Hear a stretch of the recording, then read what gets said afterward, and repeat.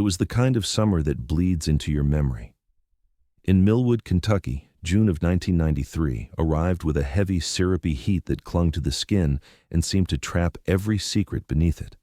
The town, population 842, sat tucked among rolling hills and quiet roads, a place where flags hung from porches, where the diner's ceiling fans never stopped turning, and where people still left their doors unlocked at night. But that was before. Before 4 girls vanished, gone without a sound, taking with them every shred of innocence this town ever claimed to have. If cases like this remind you why every cold story deserves to be told, subscribe right now. Like this video so more people see these forgotten names, and share where you're watching from. Because these mysteries connect us all, no matter where home is. Sarah Mitchell was 16. Captain of the debate team with a laugh that carried across rooms. Emma Dawson, also 16, quieter but fiercely loyal, the kind of friend who'd walk through fire for you. Tasha Reynolds, 15, a gifted artist whose sketches covered her school notebooks. And Jessica Coleman, 15, an athlete who seemed to outrun the world itself. 4 girls who grew up together in a town too small to be strangers.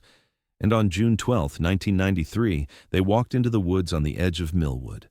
And never walked back out. You could smell summer that morning, cut grass, honeysuckle, and the metallic tang of coming rain. The air felt charged, like the moments before lightning strikes. Along Pine Creek Road, sprinklers hissed across lawns. At the Coleman house, Jessica's mother remembers watching her daughter tying her sneakers on the front porch, her brown hair falling across her face. "Be home by dark," she'd said. Those 4 words would haunt her for the next 21 years.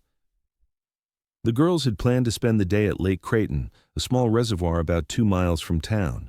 They packed the usual things: towels, sunscreen, cassette tapes, the kinds of snacks teenage girls think make a meal. Sarah had her camera, a Polaroid her parents had given her for Christmas. Emma carried a sketch pad. Tasha brought her portable CD player. Jessica had packed a thermos of lemonade. The mundane details of their preparations now feel like evidence, fragments of normality before everything shattered. At 10:17 a.m., they stopped at Wilson's Corner store.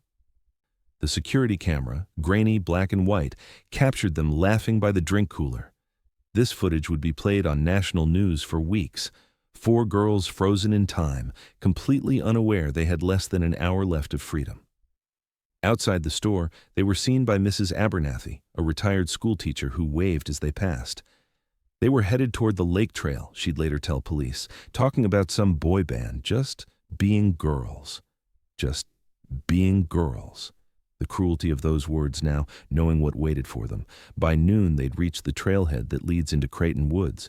We know this because 2 hikers saw them there, recognized Sarah from church. The hikers would be the last people to see the girls alive, at least the last innocent people. They reported the girls seemed excited, that Jessica was playfully pushing Emma toward the trail, that they were singing something off-key and laughing about it. They entered the woods in single file, and then they were gone. Vanished. Erased. When darkness came and the girls hadn't returned, the first calls went out. Jessica's mother phoned the Mitchells. "Is Sarah home? The girls aren't back yet." Those casual words, still believing this was just teenagers losing track of time. By 9 p.m., parents were in cars, driving with windows down, calling names that echoed off darkened houses. By midnight, the first police reports were filed. By dawn, the search had officially begun. I've covered dozens of missing persons cases in my career, but what happened next in Millwood still turns my stomach, because it wasn't just that 4 girls were missing. It was how quickly fear infected everything, how the town transformed overnight from a place of neighborly trust to a maze of suspicion and whispers. Within 24 hours, over 200 volunteers had assembled at the high school gymnasium. They came with flashlights, water bottles, walking sticks, and a determination that bordered on desperate.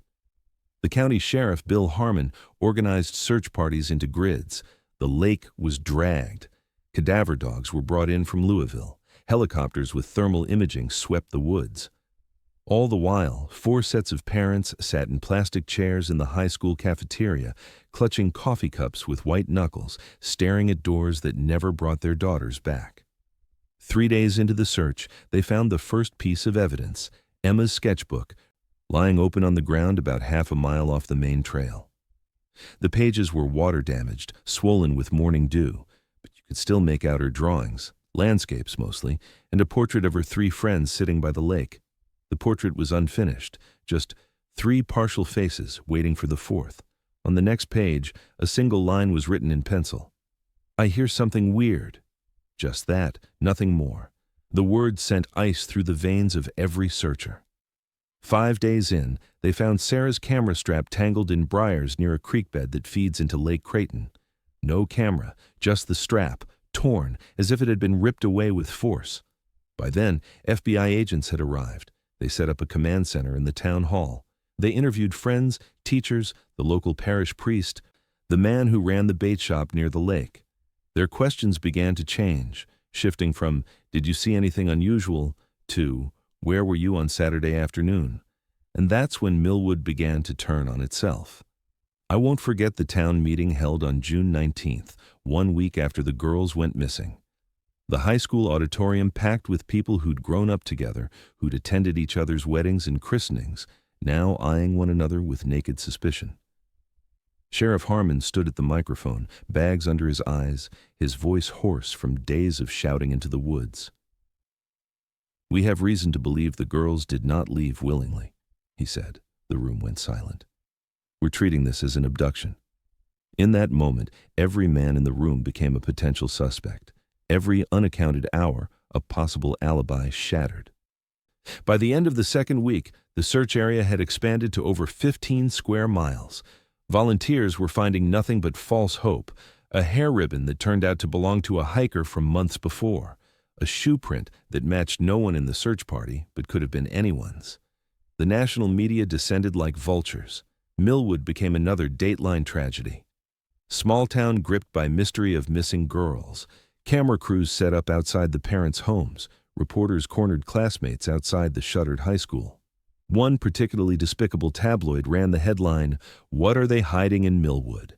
as if the town itself were complicit, and maybe in ways we didn't yet understand. It was. July passed without answers. Then August. School should have started, but 4 desks remained empty. Teachers called attendance and paused at 4 names, the silence that followed like a physical presence in the room. Sarah should have been applying to colleges. Emma should have been starting her lifeguard job at the community pool. Tasha's art would never hang in the county fair. Jessica would never break the track record she'd been chasing. Their faces stared out from posters on every telephone pole, every storefront window, every church bulletin board. 4 smiles frozen in school photos. 4 sets of eyes that followed you down Main Street. In time, the edges of these posters curled in the rain. The sun bleached their colors. But no one took them down. To remove them would be to admit something no one was ready to face. By winter, the official search had been scaled back. The FBI maintained that the case was active, but the agents left town. Sheriff Harmon kept a box of files on his desk that grew thicker with false leads and dead ends. The reward fund reached $75,000, then stalled. Christmas came and went. 4 families set places at their tables that remained untouched. 4 bedrooms remained exactly as they had been left that June morning. Clothes still draped over chairs, hairbrushes still containing strands of hair, journals still open to the last written page. And in the silence that followed, the whispers began. They said Daniel Weber, who taught chemistry at the high school, had asked Emma to stay after class too many times. They said Reverend Gaines had been seen washing mud from his car the day after the disappearance. They said old man Kellerman, who lived in that rundown trailer by the lake, watched the young girls swim with binoculars. The whispers became rumors. The rumors became accusations. The accusations became the poison that seeped into Millwood's groundwater. I tell you this not to spread gossip, but to show you what fear does to a community, how it corrodes trust, how it makes monsters of ordinary men, how it forces parents to count every minute their remaining children are out of sight. By 1994, Millwood had instituted a sunset curfew for anyone under 18. The lake where families had once picnicked was now surrounded by chain-link fence. The trail where the girls had disappeared was blocked off with concrete barriers, as if evil could be contained by such flimsy things. One man refused to let the case go cold. Detective James Lawson had been first on the scene when the girls were reported missing. He'd been the one to find Emma's sketchbook. He'd promised the families, "I won't stop until I bring them home." Words spoken in the heat of determination, not knowing they would chain him to this case for the next 2 decades. Lawson kept a photograph of the 4 girls in his wallet. He interviewed and re-interviewed every resident within a 5-mile radius of the lake. He drove the roads at night, retracing possible escape routes. He followed up on every reported sighting, no matter how far-fetched. The girls were spotted in a mall in Cincinnati. They were seen boarding a bus to Florida. They had joined a cult in West Virginia. Each lead dissolved into nothing. In 1997, on the 4th anniversary of the disappearance, Lawson held a press conference. His hair had gone gray. His face had the weathered look of a man who'd stopped sleeping properly years ago. "Someone knows something," he said to the cameras, to the town, to whoever might be watching. "Someone has been carrying this secret. It's time to put it down." His voice cracked on those last words. The cameras caught it, this break in professional composure, the moment a detective admitted he was drowning. That same year, Sarah Mitchell's parents divorced. The strain of grief pulled them apart like slow-moving tectonic plates, creating an unbridgeable chasm. Emma's mother developed a drinking problem that would eventually claim her life in a single car accident in 2001, though many in town called it what it really was: suicide by grief. Tasha's younger brother got into drugs, then trouble, then prison. Only Jessica's family remained intact, though they moved away from Millwood in 1999, unable to bear the constant reminders of their loss. They left Jessica's room exactly as it was, locked the door, and drove away. The search for the girls became something else over the years, less an active investigation and more a wound that wouldn't heal. Their classmates graduated, went to college, started careers and families. The class of 1995 dedicated their yearbook to the 4, as they'd come to be called. At their 10-year reunion, they left 4 empty chairs at a table near the door. In the absence of answers, Millwood created rituals.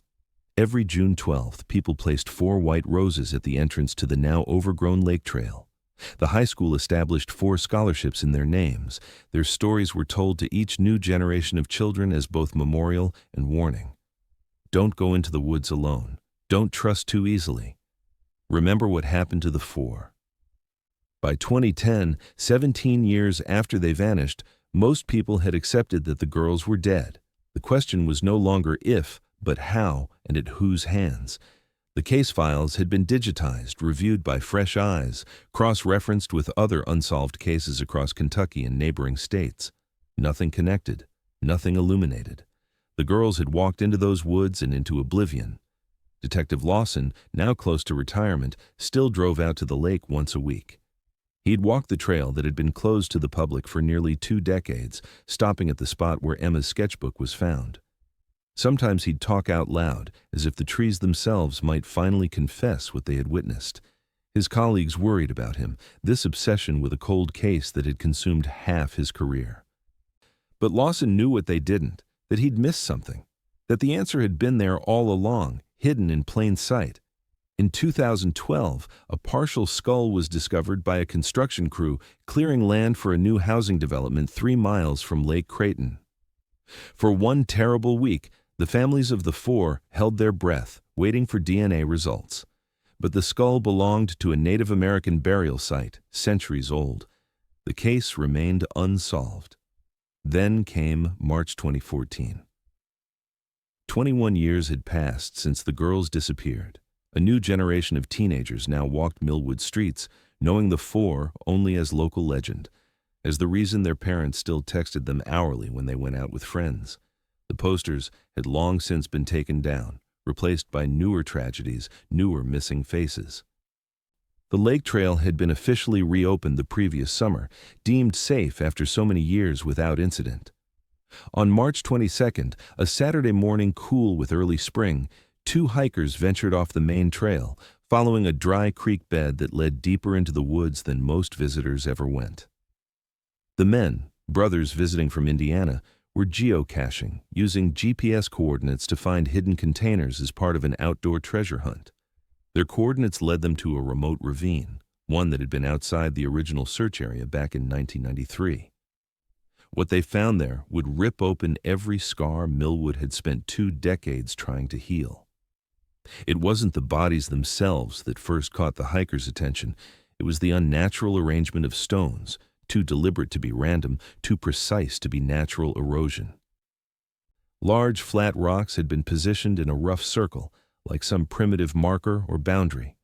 When one of the brothers moved a stone, disturbed earth showed beneath. And something else.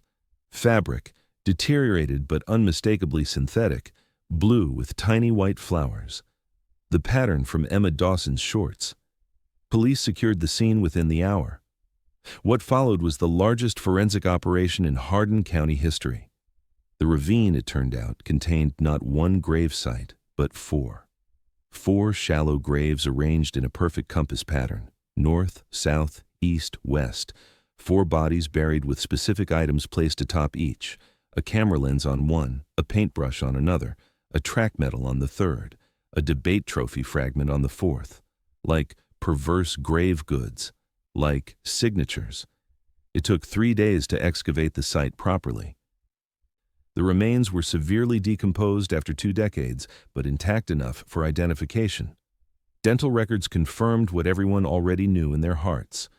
The 4 had been found. Detective Lawson, now 68 and 5 years into retirement, stood at the edge of the crime scene. The current sheriff had called him personally. "You should be here for this," he'd said. "You earned it." But as Lawson watched body bags being carried up the ravine path, there was no satisfaction in his lined face, only a deep burning rage that had been building for 21 years. The forensic evidence told a story more horrific than anyone had imagined. All 4 girls had been killed on the same day they disappeared, blunt force trauma to the head, bound at the wrists with the same type of wire. But what made investigators' blood run cold was the level of organization evident in the crime scene. This wasn't opportunistic, it wasn't random. The killer had planned meticulously, had known the area intimately, had taken his time. And most disturbing of all, the graves had been revisited regularly over the years. Small offerings, flowers, candles, trinkets had been placed and replaced. While Millwood grieved, while families shattered, while Lawson wore himself to exhaustion chasing shadows, the killer had been returning to his trophies. Gloating, reminiscing, reliving. The investigation shifted from finding the girls to finding their killer. And now, with modern forensic techniques unavailable in 1993, evidence began to speak. Soil samples from the grave sites contained pollen from non-native plants, the kind found in commercial garden centers. Fibers recovered from the remains matched a specific brand of work glove sold primarily to landscapers and groundskeepers. And most crucially, partial DNA was recovered from beneath the fingernails of 2 of the victims. The DNA testing took weeks. When the results came back, Sheriff Harmon called an emergency meeting with the prosecutor's office. The DNA belonged to someone already in the system, not for a violent crime, but for a DUI arrest in 2007. Someone whose name had appeared in the original case files, interviewed twice in the summer of 1993. Someone who had been hiding in plain sight for 21 years. Robert Allen Murphy, age 57, Millwood's park superintendent since 1991. The man responsible for maintaining the trails around Lake Creighton. On April 30, 2014, as Murphy arrived for work at the county maintenance building, he was met by a tactical team from the state police. The arrest was quick, silent, without incident. Murphy offered no resistance. According to officers present, he simply nodded, as if he'd been expecting them all along. The search of Murphy's home revealed the full extent of his depravity. Hidden in a crawl space beneath the basement floor were boxes containing items taken from the girls, Sarah's camera, locks of hair from each victim, pages torn from Emma's diary, Tasha's bracelet, Jessica's necklace, Polaroid photographs documenting their final moments, a hand-drawn map marking the exact location of the graves, and most damning of all, a journal in which Murphy had recorded his thoughts about the girls, his plans for them, and his visits to their graves over the years. The details of what was written in that journal are too grotesque to share here. What I can tell you is that Murphy had been watching the girls for months before the abduction, had learned their routines, had chosen that specific day because he knew the lake would be nearly empty due to a festival happening in town, had worn a park ranger uniform so they wouldn't question him when he approached them on the trail. When news of the arrest broke, Millwood collapsed into collective shock. Murphy wasn't an outsider. He wasn't the hermit by the lake or the creepy substitute teacher or any of the other suspects the town had convinced itself to fear. He was a deacon at First Baptist Church. He'd judged the flower show at the county fair. He'd helped organize the very searches that pretended to look for the girls he'd murdered. More sickening still, he'd attended every memorial service, had stood beside the families, had offered condolences, had shed tears that witnesses now recalled seemed genuine. For 21 years, he'd played the role of concerned citizen while secretly visiting the graves of his victims, reliving his crimes, keeping his trophies like treasured mementos. The betrayal cut deeper than anyone could articulate. This wasn't just the revelation of a killer. It was the realization that evil had lived among them, had broken bread with them, had been invited into their homes. Murphy had watched an entire generation of Millwood's children grow up, had maintained the playgrounds where they played, had waved to them as they passed. The implications were too horrific to process. In the days following Murphy's arrest, crowds gathered outside the county jail. They weren't the usual curious onlookers you might expect. These were people gripped by a primal rage. Parents who'd trusted Murphy with their children's safety, former classmates of the four, elderly residents who'd baked him Christmas cookies for years. They stood in silence, their faces contorted with the special fury reserved for traitors. Inside his cell, Murphy remained unnervingly calm. He waived his right to an attorney. He confessed immediately, providing details only the killer could know. When asked why he'd kept evidence that would surely condemn him, his answer chilled investigators to the bone. They were mine. I wanted to remember. As the case against Murphy built, other disturbing connections emerged. 3 unsolved disappearances in neighboring counties between 1985 and 1990. All young girls, all last seen near parks or recreation areas. Murphy had worked for the state park system during those years, moving between different locations. Investigators from those jurisdictions descended on Millwood, reopening cold cases, comparing notes, building a profile of a predator who had operated undetected for nearly 3 decades. The families of the 4 responded to the arrest with emotions too complex for simple categories like relief or satisfaction. "There's no victory here," Sarah's father told reporters. "Finding out doesn't bring her back." Emma's father, who had remarried years after his wife's death, collapsed upon hearing the news and was hospitalized for 3 days. Tasha's parents refused to speak publicly, but neighbors reported hearing anguished wailing from their home the night of Murphy's arrest. Jessica's family drove back to Millwood for the first time in 15 years, standing in silent vigil outside their old house. Detective Lawson, who had sacrificed his health, his marriage, and arguably his life to this case, was granted permission to interview Murphy. For 4 hours, the retired detective sat across from the killer who had eluded him for so long. What passed between them has never been fully disclosed, but those waiting outside the interview room reported that when Lawson emerged, he looked 20 years older, his hands shaking so badly he couldn't light his cigarette. "Did he tell you why?" a colleague asked. "There is no why," Lawson answered, "not one that makes any sense to people like us." The prosecution moved swiftly. With Murphy's confession, the physical evidence, and the journal detailing his crimes, there was no need for a prolonged investigation. The grand jury indicted him on 4 counts of first-degree murder, 4 counts of kidnapping, and multiple associated charges. The Commonwealth attorney announced they would seek the death penalty. Murphy's trial was set for January 2015, but it never reached that stage. In December 2014, he accepted a plea deal, life imprisonment without the possibility of parole, in exchange for providing information about his other suspected victims. Some in Millwood felt cheated of seeing him face a jury, of hearing a death sentence pronounced. Others were relieved to be spared the gruesome details that would have emerged in open court. On January 7, 2015, Robert Allen Murphy stood before Judge Eleanor Hayes in the Hardin County Courthouse. The room was packed beyond capacity, with hundreds more gathered outside in the winter cold, listening to the proceedings on loudspeakers. The families of the four sat in the front row. Behind them, a town that had lived under the shadow of this crime for 21 years. Murphy, shackled and wearing a bulletproof vest beneath his orange jumpsuit, showed no emotion as the charges were read. When asked if he understood the terms of his plea agreement, he simply nodded. When offered the chance to address the court, he declined.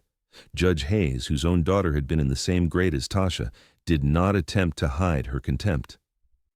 "The court accepts your plea," she said, "not out of mercy, which you do not deserve, but out of respect for the families who have suffered enough without a trial. You will spend the remainder of your natural life in prison with the knowledge that everyone in this room and beyond knows exactly what you are." As Murphy was led away, Jessica's mother stood up. "Look at us," she said, her voice carrying across the silent courtroom. "Look at what you destroyed." Murphy kept his eyes on the floor. Four mothers, standing shoulder to shoulder, watched as the man who had stolen their daughters disappeared through the door to what would become his permanent cage. Outside the courthouse, Millwood began the long process of reconciling with its past. The discovery of the girls and the arrest of their killer didn't heal the wounds. Nothing could, but it lanced the infection of uncertainty that had poisoned the town for decades. People could finally speak the truth out loud. The four were gone. Their killer had been among them all along. They had failed to protect them, failed to see the predator in their midst, failed to connect the obvious dots until 21 years had passed. In May 2015, the remains of Sarah, Emma, Tasha, and Jessica were finally laid to rest in Millwood Cemetery. 4 white caskets, 4 graves side by side, 4 headstones bearing not just names and dates, but the words, "Forever 16, Forever 15, Forever Friends." The entire town shut down for the funeral. Schools closed, businesses locked their doors. Over 2,000 people attended the service, spilling out of the church and onto the surrounding streets. The girls' classmates, now middle-aged with teenagers of their own, served as honorary pallbearers. They carried photographs of the four, recent school portraits enlarged and framed, smiling faces forever frozen at the edge of womanhood. As the procession moved through town toward the cemetery, people lined the streets holding candles despite the daylight. At the graveside, 4 white doves were released into the sky. Sheriff Harmon, near retirement himself, removed his badge and placed it on the podium. "I should have found them," he said, his voice breaking. "I should have known." No one contradicted him, but no one blamed him either. The failure had been collective, a town that couldn't believe evil lived on its streets, that couldn't imagine the friendly park superintendent capable of such horror. In the years since Murphy's conviction, Millwood has changed in subtle but significant ways. The area where the girls were found has been transformed into a memorial garden with 4 cherry trees planted in a circle around a stone marker bearing their names. The high school established a mandatory safety program teaching students to recognize predatory behavior. And perhaps most importantly, people began to talk openly about what happened, not as gossip or legend, but as history that must be remembered to prevent its repetition. Murphy remains in solitary confinement at Kentucky State Penitentiary. He has provided information leading to the resolution of 2 other cold cases in Kentucky and 1 in Tennessee. He will never see freedom again. Detective James Lawson died in 2017, 3 years after Murphy's arrest. His obituary mentioned his 40 years of service, his devotion to the community, and his tireless work on the case that defined his career. At his funeral, the families of the 4 placed roses on his casket. "He never stopped looking," Sarah's father said. "When everyone else moved on, he kept his promise." When we tell stories like this one, we search for meaning, some lesson that makes sense of senselessness, some silver lining to the darkest of clouds. But sometimes there is no meaning to find. Sometimes evil simply exists, wearing the face of the ordinary, hiding behind smiles and handshakes and positions of trust. Sometimes the monster looks like everyone else. The true horror of Millwood's story isn't that 4 girls disappeared one summer day. It's that the man who took them served lemonade at church picnics. It's that he coached Little League. It's that he sat in living rooms while search parties were organized, offering suggestions about where to look, knowing exactly where they wouldn't be found. If there's any lesson here, perhaps it's this. Evil doesn't announce itself. It doesn't wear a sign. It doesn't target strangers in distant places. It sits at your dinner table. It maintains your parks. It waves to your children as they ride past on bicycles. In Millwood today, the story of the four is still told, but differently now. Not as a mystery, but as a warning. Not as a ghost story, but as recent history. The four white roses still appear at the trail entrance every June 12th. The memorial garden blooms year after year. The scholarships still bear their names.